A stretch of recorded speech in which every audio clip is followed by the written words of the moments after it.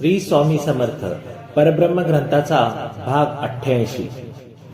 चोपदार घोड्याकडे जाऊ लागताच गोपाळ जोशी हिरकरांनी त्याला विचारले, राजेसाहेब कुठे बसले आहेत? उत्तर देण्या अगोदर चोपदारांनी स्वामी समर्थाकडे वळून पाहिले होते। स्वामी विषयांच्या आदराने त्यांचा चेहरा उजळून गेला होता।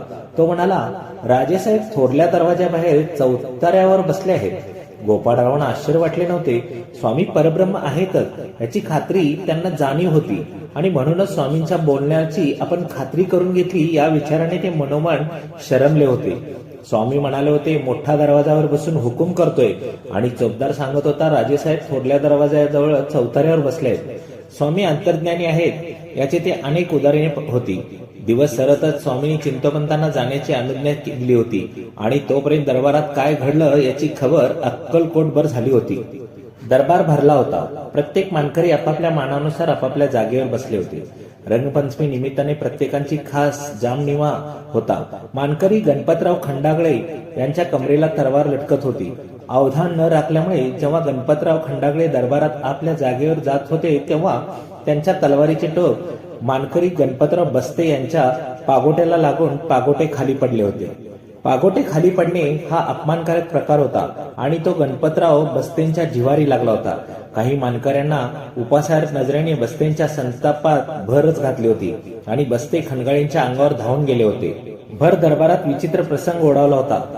कोणी अपेक्षा केली नसताना दरबारातील दोन मानकरी शत्रूवर धावून जावे तसे एकमेकावर धावून जात होते। दोघांनी ज्यावेळी तलवारी उपसल्या होत्या तेव्हा मात्र दुसरे मानकरी मध्ये पडले होते। दोघांनी समजावण्याचा प्रयत्न करण्यात आला। रंगपंचमीचा बेरंग झाला होता। राजेसाहेबांना ते सारे प्रकरण अपमानकारक वाटले होते। दरबाराचा वा आपला मान ठेवला नाही आणि विनाकारण दंगा केला म्हणून मालवजीराजाने बस्तेंना अक्कलकोटहून हद्दपार केले होते।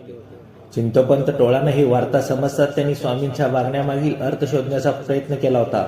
दरबारात दंगा होणारे स्वामींनी जाणले असावे आणि त्याने आपल्याला मान कसा असावा याचा अर्थ चिंतोपंतांनी त्यातून काढला होता।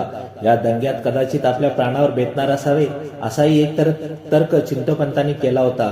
नाहीतर स्वामी समर्थ म्हणाले नसते, तू तिथं गेलास आणि तुझा गळा कापला गेला तर तू काय करशील? हा, चिंतोपंतांनी स्वामी समर्थावर श्रद्धा होती, पण या प्रसंगानंतर ते अधिकच दृढ झाली होती। यानंतरची कथा पुढील भागात। श्री स्वामी समर्थ। जय जय स्वामी समर्थ।